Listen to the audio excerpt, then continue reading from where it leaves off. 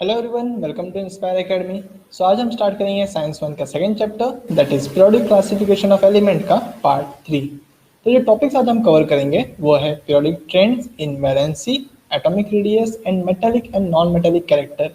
मतलब हम देखेंगे कि जब हमें किसी पीरियड में लेफ्ट टू राइट जाते हैं तो वैलेंसी कैसे चेंज होती है, एटॉमिक रेडियस कैसे चेंज होता है and metallic and non metallic character कैसे चेंज होते हैं। और फिर हम एक समझेंगे कि इलेक्ट्रोपॉजिटिविटी क्या होता है और इलेक्ट्रोनेगेटिविटी क्या होता है। So let's begin. ओके, तो सबसे पहला टॉपिक है हमारा periodic trends in modern periodic table.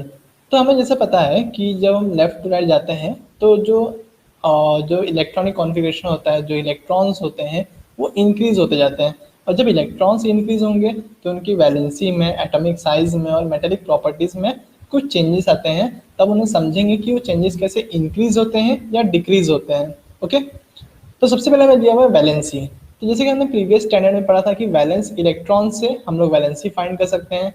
अगर वैलेंस इलेक्ट्रॉन 4 से कम होता है तो वही हमारा वैलेंसी होगा, और वैलेंस इलेक्ट्रॉन अगर 4 से ज़्यादा होगा तो 8 में से माइनस करके हम वैलेंसी फाइंड करेंगे। ये हमने बेसिक वाले लेक्चर में देखा था, एक बार उसको वापस समझ लेना, ठीक है। ओके, नाउ अब हमें यहाँ पे फाइंड करना है। अब हम लोग कुछ एग्जांपल देखते हैं सबसे पहले। तो write in it the valency electronic configuration of the first 20 elements below the symbol and write the valency। यहाँ बताया गया है कि हमारे पास जो फर्स्ट 20 एलिमेंट हैं, मतलब हाइड्रोजन, हीलियम, लिथियम, बेरिलियम, ऐसे हाइड्रोजन से लेके कैल्शियम तक के जो हमारे पास एलिमेंट्स हैं उनका हमें इलेक्ट्रॉनिक कॉन्फ़िगरेशन लिखना है और फिर उनका हमें वैलेंसी लिखना है। ओके, तो हमें यहाँ पे इलेक्ट्रॉनिक कॉन्फ़िगरेशन तो ऑलरेडी दिया हुआ है, जैसे कि ऑक्सीजन का एटॉमिक नंबर 8 होता है, मतलब उसमें 8 इलेक्ट्रॉन है, तो उसका इलेक्ट्रॉनिक कॉन्फ़िगरेशन आ जाएगा 2,6। फर्स्ट शेल में आएंगे 2 इलेक्ट्रॉन, सेकेंड शेल में आएंगे 6 इलेक्ट्रॉन। ओके, नाउ अब हमें इसका वैलेंसी फाइंड करना है। तो यहाँ पे हम लोग को इस टेबल में सभी जो फर्स्ट 20 एलिमेंट्स हैं उनका, सॉरी फर्स्ट 18 एलिमेंट्स हैं उनका इलेक्ट्रॉनिक कॉन्फ़िगरेशन और उनका वैलेंसी यहाँ पे दिया हुआ है। तो एक एग्जांपल देखते हैं हम लोग बेरिलियम का। तो बेरिलियम का एटॉमिक नंबर होता है 4, तो उसका इलेक्ट्रॉनिक कॉन्फ़िगरेशन आ गया 2,2। 4 है मतलब उसका इलेक्ट्रॉन्स 4 रहेंगे, तो वो अरेंज कैसे होंगे 2,2 में, ठीक है। अब ये जो बाहर जो इलेक्ट्रॉन है उसको हम वैलेंस इलेक्ट्रॉन बोलते हैं, कितना है ये 2। अब मैंने कहा था कि अगर वैलेंस इलेक्ट्रॉन 4 से कम रहा तो उसी को हम वैलेंसी बोल देंगे। तो यहाँ पे तो वैलेंस इलेक्ट्रॉन 2 है जो कि 4 से कम है, तो हमारा वैलेंसी भी कितना हो गया 2। अब अगर मैं फ्लोरीन का एग्जांपल लेता हूँ तो फ्लोरीन का एटॉमिक नंबर होता है 9, मतलब उसमें 9 इलेक्ट्रॉन्स है। अब वो अरेंज कैसे होंगे, फर्स्ट शेल में आएगा 2 इलेक्ट्रॉन और सेकंड शेल में आएंगे 7 इलेक्ट्रॉन्स, ठीक है। नाउ अभी जो वैलेंस इलेक्ट्रॉन है हमारा, ये 4 से कम है कि ज़्यादा है, ज़्यादा है, तो हमें क्या करना है 8 में से माइनस करना है। तो 8 माइनस 7 किया हमने, तो इसका आंसर आया 1, ठीक है। तो यहाँ पे हमें जो लिथियम है, बेरिलियम है, बोरॉन है, कार्बन है, इनका वैलेंसी दिख रहा है। तो हम लोग देख सकते हैं कि जैसे लिथियम से हम लोग कार्बन तक जा रहे हैं तो वैलेंसी जो है वो इंक्रीज हो रहा है 1 2 3 4। देन नाइट्रोजन से हम जब नियॉन तक पहुंचे तो वैलेंसी जो है वो डिक्रीज होता गया। तो मतलब अगर हम एक पीरियड में मूव कर रहे हैं लिथियम से नियॉन तक, तो लिथियम से कार्बन तक तो पहले वैलेंसी इंक्रीज हो रहा है, लेकिन कार्बन के बाद वैलेंसी डिक्रीज होना स्टार्ट हो जाता है। ओके, तो इसी को हम कहते हैं पीरियोडिक ट्रेंड।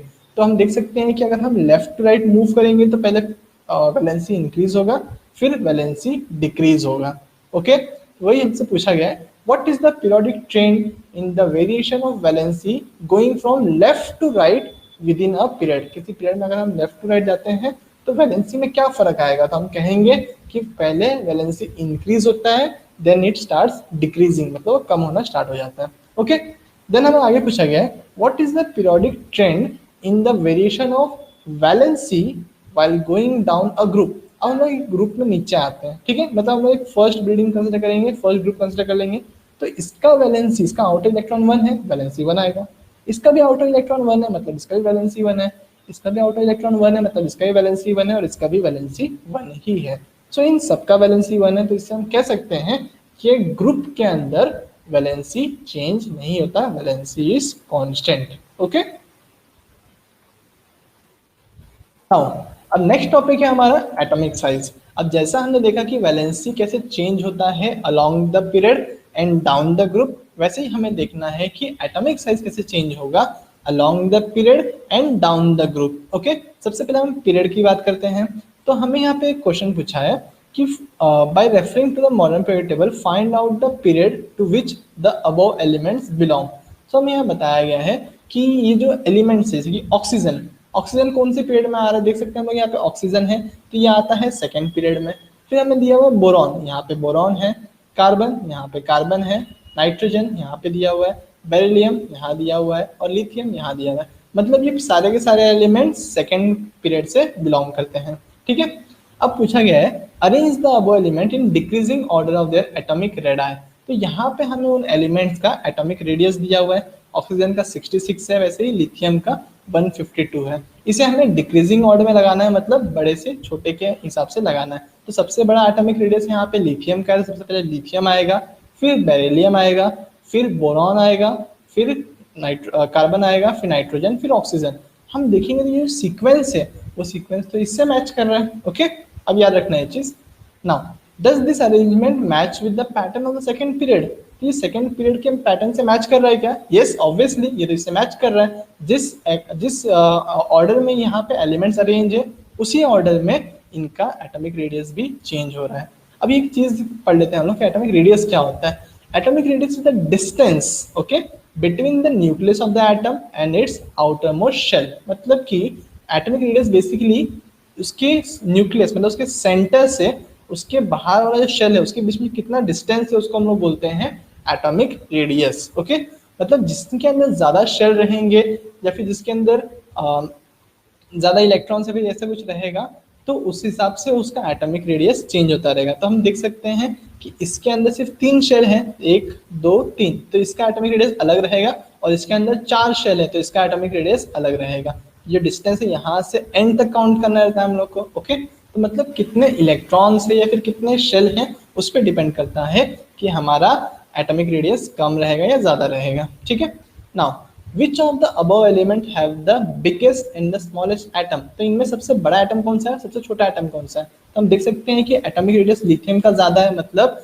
वो सबसे बड़ा एटम है, और यहाँ पे ऑक्सीजन का एटम छोटा है। ओके, नाउ अब हम लोग देख सकते हैं कि जैसे जैसे हम लोग अगर लेफ्ट टू राइट जाएंगे तो लिथियम का एटॉमिक रेडियस ज्यादा है, और जैसे जैसे हम लोग राइट साइड में जा रहे हैं एटॉमिक रेडियस कम होते होते ऑक्सीजन का सबसे कम हमें एटॉमिक रेडियस मिल रहा है। इसका मतलब कि अलोंग द पीरियड, मतलब किसी पीरियड में अगर हम लेफ्ट राइट जाते हैं तो एटॉमिक रेडियस क्या होता है, डिक्रीज होता है। ओके, अब इसका रीजन क्या है, atomic radius goes on decreasing while going from left to right within a period. Okay, अब इसका रीजन है due to the increase nuclear charge. अब मतलब क्या है इसका, इसे हम लिथियम का एग्जांपल देखेंगे तो लिथियम का एटॉमिक नंबर होता है 3, मतलब उसके अंदर 3 प्रोटॉन रहेंगे और 3 इलेक्ट्रॉन रहेंगे। अब उसके न्यूक्लियस में 3 प्रोटॉन है। ठीक है, अब हम लोग बेरिलियम का एग्जांपल देखेंगे, उसके एटॉमिक नंबर होता है 4, मतलब उसके अंदर 4 प्रोटॉन और 4 इलेक्ट्रॉन होते हैं।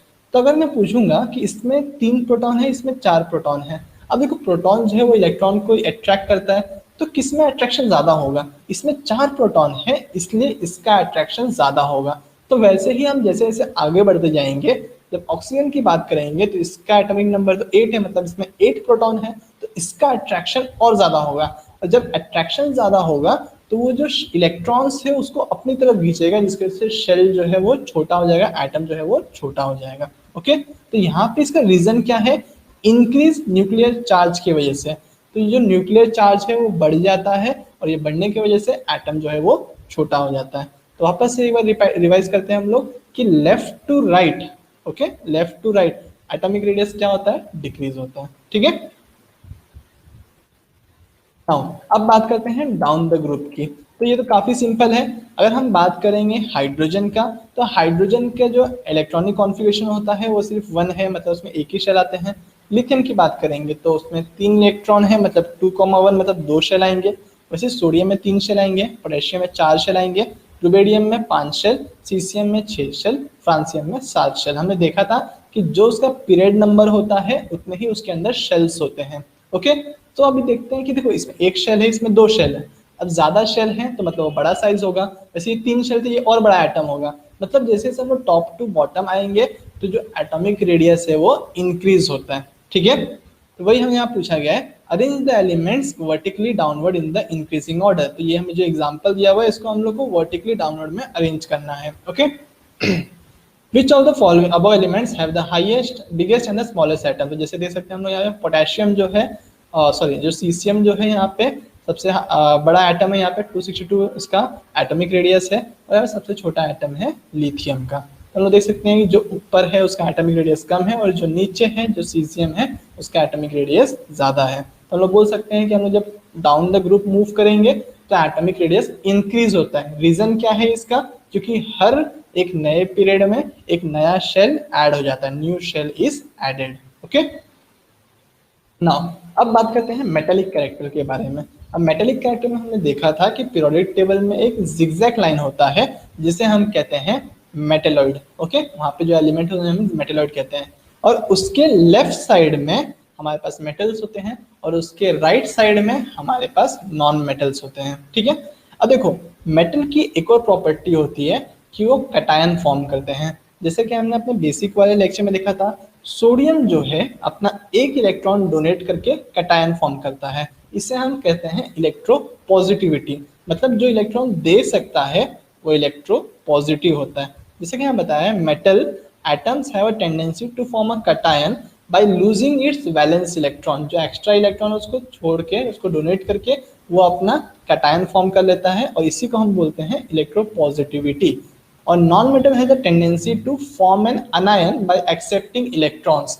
मतलब जो नॉन मेटल्स होते हैं वो इलेक्ट्रॉन एक्सेप्ट करते हैं। ठीक है, समझ गए इतना चीज? ओके, अब पूछा गया यहाँ पे on which side of the period are the metals left और राइट। तो लेफ्ट में मेटल्स है या राइट में मेटल्स है? जैसे हमें पता है कि लेफ्ट साइड में मेटल्स होते हैं, और जैसे हम लेफ्ट से राइट में मूव करेंगे तो मेटेलिक कैरेक्टर कम होता जाता है, इलेक्ट्रॉन डोनेट करने की टेंडेंसी कम होती जाती है। ओके, इलेक्ट्रोपॉजिटिविटी कम होती जाती है ऐसा हम कहेंगे। और जब इलेक्ट्रोपॉजिटिविटी कम होगी तो उसका अपोजिट होता है इलेक्ट्रोनेगेटिविटी। जब इलेक्ट्रोपॉजिटिविटी कम होगा तो इलेक्ट्रोनेगेटिविटी ज्यादा होगा। जो अच्छे से इलेक्ट्रॉन डोनेट नहीं कर सकते वो अच्छे से इलेक्ट्रॉन एक्सेप्ट करते हैं। ओके, नाउ अब पूछा है डाउन द ग्रुप। अब down the group metallic character क्या होगा, इंक्रीज होगा या डिक्रीज होगा? अब जैसे देखो हम लोग जब डाउन द ग्रुप आते हैं, जैसे हमने अभी पिछला एग्जांपल में देखा था, हम लोग कंपेयर करेंगे लिथियम को और सोडियम को। अब लिथियम में सिर्फ 2 शेल हैं और सोडियम में 3 शेल हैं, तो जो तीसरे शेल का इलेक्ट्रॉन है वो काफी दूर है न्यूक्लियस से, तो इसकी वजह से उसके जो इलेक्ट्रॉन है वो कमजोर रहेंगे, मतलब वो न्यूक्लियस से उतना अट्रैक्टेड नहीं रहेंगे, तो इजिली डोनेट कर सकता है। इजिली डोनेट कर सकता है मतलब वो इलेक्ट्रोपॉजिटिव, मतलब वो ज्यादा अच्छा मेटल है। तो इसके वजह से हम लोग बोल सकते हैं कि जो एक ग्रुप में जो एलिमेंट्स नीचे की तरफ होते हैं उनका मेटेलिक कैरेक्टर ज्यादा होता है। सो लेफ्ट टू राइट अगर हम मूव करते हैं तो मेटेलिक कैरेक्टर डिक्रीज होता है, और अगर टॉप टू बॉटम अगर हम लोग मूव करते हैं तो मेटेलिक कैरेक्टर इंक्रीज होता है। Okay, now non metallic character के बारे में हमें पूछा गया है, तो नॉन मेटेलिक जो है वो मेटेलिक का अपोजिट है। तो जैसा हमने देखा था कि along the period metallic character decrease होता है, तो यहाँ पे क्या होगा, along the period non metallic character increase होगा। ओके, और down the group non metallic character decrease होगा। ओके, यहाँ पे हम लोग को दिखाया हुआ है कि अलग अलग चीजों में कैसे वेरिएशन आता है। यहाँ पूछा है हम लोग को, जैसे बताया है while going downward in a group the electropositivity of element goes on increasing while the electronegativity goes on decreasing। मतलब जैसे हम लेफ्ट टू राइट मूव करते हैं तो उसका जो इलेक्ट्रोनेगेटिविटी है वो इंक्रीज होता है और इलेक्ट्रोपॉजिटिविटी जो है वो डिक्रीज होता जाता है। फिर जैसे यहाँ बताया है while going from left to right in a period the electronegativity of the element goes on increasing while the electropositivity goes on decreasing। यहाँ पे हमें डाउन द ग्रुप बताया था और यहाँ पे हमें अलोंग द पीरियड बताया, लेफ्ट टू राइट बताया गया। और यहाँ लास्ट में बताया लार्जर द इलेक्ट्रोपॉजिटिविटी और electronegativity of the element higher the reactivity. मतलब जो एलिमेंट का इलेक्ट्रोपॉजिटिविटी ज्यादा हो या इलेक्ट्रोनेगेटिविटी ज्यादा हो वो एलिमेंट उतना रिएक्टिव होता है। तो मतलब यहाँ के जो एलिमेंट होते हैं, ये जो फर्स्ट और सेकंड ग्रुप के एलिमेंट होते हैं, वैसे ही जो यहाँ पे जो एंडिंग के जो एलिमेंट होते हैं वो काफी रिएक्टिव होते हैं, और ये जो बीच के एलिमेंट होते हैं वो उतने रिएक्टिव नहीं होते हैं। ओके, नाउ अब एक और चीज बताया यहाँ पे ग्रेडेशन इन हैलोजन फैमिली। तो यहाँ पे हम लोग को ग्रुप 17 जो होता है, जो 17th बिल्डिंग थी हमारी, उसको हम लोग बोलते हैं हैलोजन फैमिली। तो यहाँ से बताया all of them have the general formula X2। X2 मतलब क्या है कि अगर हम फ्लोरीन की बात करेंगे तो यहाँ पे F लिखेंगे, अगर हम क्लोरीन की बात करेंगे तो यहाँ पे Cl लिखेंगे। तो ये पूरी फैमिली के लिए कॉमन फॉर्मूला हो गया X। ओके, अब इसमें सारे एलिमेंट का फॉर्मूला X2 होता है, मतलब हर एलिमेंट अपने खुद से रिएक्ट कर जाता है। A gradation is observe in their physical state down the group. Thus fluorine जो होता है एंड क्लोरीन आर गैसेस, मतलब जो जो स्टार्टिंग के एलिमेंट है फ्लोरीन और क्लोरीन वो गैस होते हैं, और ब्रोमीन जो है वो लिक्विड होता है, और आयोडीन जो है वो एक सॉलिड फॉर्म में एग्जिस्ट करता है। तो हम लोग देख सकते हैं यहाँ भी एक पैटर्न है, जो ऊपर के एलिमेंट है वो गैस फॉर्म में है, और जो नीचे के एलिमेंट है धीरे धीरे सॉलिडिफाई होते जा रहे हैं। ओके, अब यहाँ पे एक और चीज पूछा है हम लोग को, एक मेटल है जिसको हम लोग M से रिप्रेजेंट कर रहे हैं, और उसको अगर हम रिएक्ट करते हैं H2O से तो यहाँ पे MOH2 फॉर्म हो रहा है। Okay, a general chemical equation is indicating the reaction of alkaline earth metal, जो हमारे सेकेंड ग्रुप था उसकी बात हो रही है यहाँ पे। ओके, तो हम लोग देख सकते हैं कि जो पूरा पूरा फैमिली है, जो सेकेंड ग्रुप की पूरी फैमिली है, वो ये सेम रिएक्शन दिखाते हैं। मतलब अगर हम बेरिलियम को वाटर से रिएक्ट करेंगे तो BeOH2 फॉर्म होता है, मैग्नीशियम को यहाँ पे रिएक्ट करेंगे तो MgOH2 फॉर्म होता है। ओके, तो अब यहाँ से बताया है दस beryllium does not react with water, मतलब बेरिलियम जो है वाटर से रिएक्ट नहीं करता। मैग्नीशियम जो है वो स्टीम से रिएक्ट करता है। कैल्शियम और स्ट्रोंटियम और बैरियम जो है react with water at room temperature. मतलब ये जो बेरिलियम है जो फर्स्ट एलिमेंट है वो बिल्कुल रिएक्ट नहीं करता। जैसे जैसे हम नीचे जा रहे हैं, नीचे जाने की वजह से क्या होगा, उसकी इलेक्ट्रोपॉजिटिविटी इंक्रीज होगी, तो जिसके वजह से उसकी रिएक्टिविटी बढ़ेगी। ओके, जैसे हमने देखा था कि जो इलेक्ट्रोपॉजिटिव हो या फिर जितना ज्यादा इलेक्ट्रोनेगेटिव हो उसकी रिएक्टिविटी ज्यादा होती है। तो ये जो बेरिलियम है उसकी रिएक्टिविटी कम है, और जैसे जैसे हम नीचे जा रहे हैं, मैग्नीशियम पे गए, हम कैल्शियम पे जा रहे हैं, स्ट्रोंटियम पे जा रहे हैं, बैरियम पे जा रहे हैं, तो बैरियम को देखो ये तो रूम टेम्परेचर, मतलब हम लोग ने रूम में भी अगर ये एक्सपेरिमेंट करेंगे तो इससे रिएक्ट कर जाएगा, जबकि बेरिलियम में अगर हम वाटर ऐड करेंगे तो उससे रिएक्ट नहीं करेगा। तो हम लोग देख सकते हैं कि यहाँ पे भी हम लोग को एक पैटर्न दिख रहा है कि जो बेरिलियम है वो रिएक्ट नहीं करता, और जैसे जैसे हम लोग यहाँ पे बैरियम की तरफ जाएंगे वो उसकी रिएक्टिविटी बढ़ती जाती है। ओके ओके, तो फटाफट समराइज कर लेते हैं। तो ये बहुत ही इंपॉर्टेंट टेबल है, इसको चाहिए तो नोट कर लेना। तो यहाँ पे हमने प्रॉपर्टी दी गई है, और यहाँ पे हमने अलोंग द पीरियड मतलब लेफ्ट टू राइट मूव कर रहे हैं तो क्या चेंजेस आएगा, और डाउन द ग्रुप मतलब ऊपर से नीचे मूव करेंगे तो क्या चेंजेस आएगा, हमें यहाँ देखना है। सबसे पहले बात करते हैं वैलेंसी की। तो वैलेंसी हमने देखा था कि सबसे पहले अगर लेफ्ट राइट मूव कर रहे हैं तो वो पहले इंक्रीज होता है 4 तक, देन डिक्रीज होता है। ओके, तो पहले valency left to right increase होती है, और फिर जैसे ही 4 पहुंच जाएगा उसके बाद वो डिक्रीज होना स्टार्ट हो जाती है। बात करते हैं एटॉमिक रेडियस की। तो एटॉमिक रेडियस जो है वो भी लेफ्ट टू राइट क्या होता है, डिक्रीज होता जाता है। सबसे ज्यादा लिथियम का एटॉमिक रेडियस रहेगा, और जैसे जैसे हम लोग राइट की तरफ बढ़ते जाएंगे तो ऑक्सीजन का रेडियस और कम रहेगा, फ्लोरीन का रेडियस और कम रहेगा। रीजन क्या था इसका, बिकॉज जो न्यूक्लियस है उसका चार्ज बढ़ता जाता है। फिर बात करते हैं मेटेलिक कैरेक्टर की। तो वापस से हमने देखा था कि लेफ्ट टू राइट जो है वो मेटेलिक कैरेक्टर डिक्रीज होते हैं, लेफ्ट में मेटल्स प्रेजेंट है और राइट में नॉन मेटल्स प्रेजेंट है। और नॉन मेटेलिक कैरेक्टर जो है वो एग्जैक्टली इसका उल्टा रहेगा, मतलब ये इंक्रीज होगा। तो लेफ्ट में नॉन मेटल्स नहीं होते हैं और राइट में नॉन मेटल्स होते हैं, तो ये राइट साइड में इंक्रीज होता जा रहा है। ठीक है, अब बात करते हैं डाउन द ग्रुप। तो डाउन द ग्रुप वैलेंसी जो है वो सेम रहता है। अगर कोई भी हम लोग एक फैमिली लेते हैं, फर्स्ट फैमिली लिया अगर हम लोग ने, तो उसके अंदर हाइड्रोजन का वैलेंसी 1 है, लिथियम का भी वैलेंसी 1 है, सोडियम का भी वैलेंसी 1 है, तो पूरी फैमिली का वैलेंसी हमेशा सेम होता है। बात करते हैं एटॉमिक रेडियस की। तो एटॉमिक रेडियस जो है वो इंक्रीज होता है, क्योंकि हाइड्रोजन में सिर्फ एक शेल है, जबकि लिथियम में 2 शेल होता है, सोडियम में 3 शेल होता है, और पोटेशियम में 4 शेल होता है। तो जैसे जैसे हम नीचे आ रहे हैं उसमें एक्स्ट्रा शेल्स ऐड हो रहे हैं, जिसकी वजह से उसका एटम का साइज बड़ा होता जाएगा। फिर बात करते हैं मेटालिक कैरेक्टर की। अब अगर एटम का साइज बड़ा हो रहा है तो न्यूक्लियस से दूर जा रहा है, और न्यूक्लियस से दूर जाएगा तो फिर उसको इलेक्ट्रॉन डोनेट करना इजी हो जाएगा, कटायन फॉर्म करना इजी हो जाएगा, और जो इजिली कटायन फॉर्म कर लेते हैं उन्हें हम अच्छा मेटल कहते हैं। तो metallic character down the group increase होता है। और बात करते हैं नॉन मेटालिक कैरेक्टर की। तो ये तो इसका उल्टा होता है, अगर ये इंक्रीज होता है मेटालिक कैरेक्टर तो non metallic character automatically decrease हो जाएगा। ओके, फिर हमने इलेक्ट्रोपॉजिटिविटी और इलेक्ट्रोनेगेटिविटी में समझा। जो एटम्स इलेक्ट्रॉन डोनेट करते हैं उनसे हम इलेक्ट्रोपॉजिटिविटी कहते हैं, और जो एटम्स इलेक्ट्रॉन एक्सेप्ट करते हैं उन्हें हम इलेक्ट्रोनेगेटिविटी कहते हैं। फिर हमने ग्रुप 2 के और ग्रुप 17 एलिमेंट्स के जो प्रॉपर्टी कैसे चेंज हो रही थी उनके बारे में थोड़ा सा समझा। Okay, that's it for today.